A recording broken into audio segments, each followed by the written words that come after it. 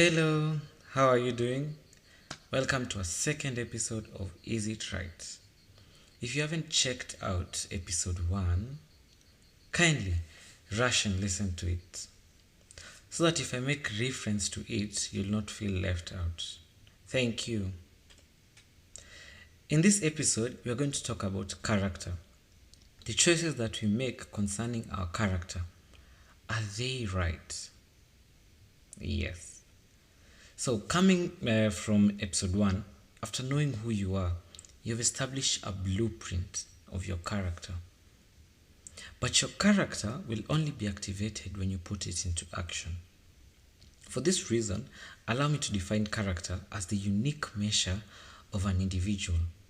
Why am I choosing to define it this way? Because we cannot measure your character in comparison to someone else's character, yet we said we are all unique in our beautiful nature. Look at it, for example. My measure of being kind cannot be measured by someone else's measure of being kind. For me, a small step towards being kind might take a lot of effort. For someone else, kindness comes easy for them. So we can't measure the two of us. I learned something recently. It's a quote: perseverance builds character. Like I said earlier, I'm passionate about members of my generation, them that are in their 20s currently. These are the guys you've identified who you are, and now you're on the verge of making life choices on your own. In so doing, allow me to ask a question. How you treat people, is it a reflection of how they treat you, or it is a reflection of your own true self? I feel like I should ask the question again. How you treat people, is it a reflection of how they treat you, or it is a reflection of your own true self?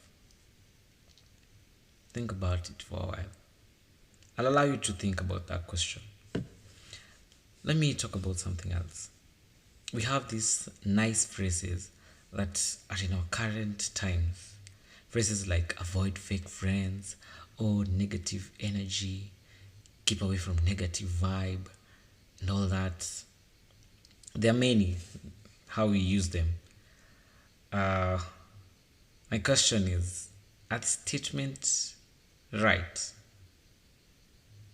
In the previous episode, we talked of who you see when you stand in front of a mirror.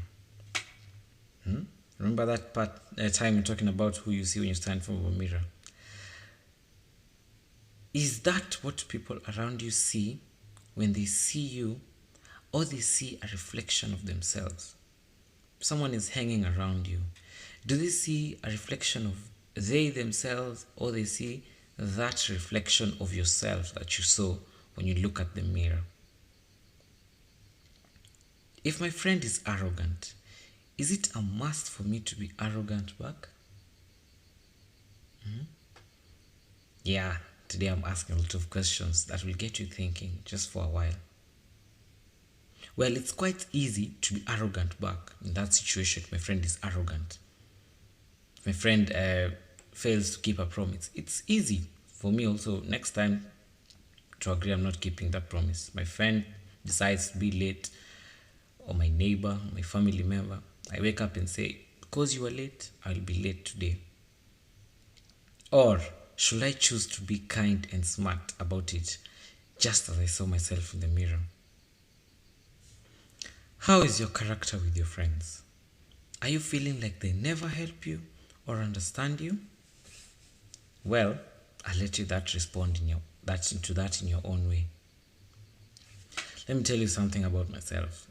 I've always struggled befriending neighbors, next door neighbors, colleagues, home neighbors. I've always struggled with befriending them. Why? Because of their nosy, in quote, nosy nature. Yeah, I always feel like neighbors, they want to know about my life too much. And I really struggled with that for some time. But I recently discovered It was a space in my identity that brought about this struggle, something I had not discovered in myself that maybe struggled with this. As a young adult, you have the room to make that selfless or selfish decision. You have that room to decide.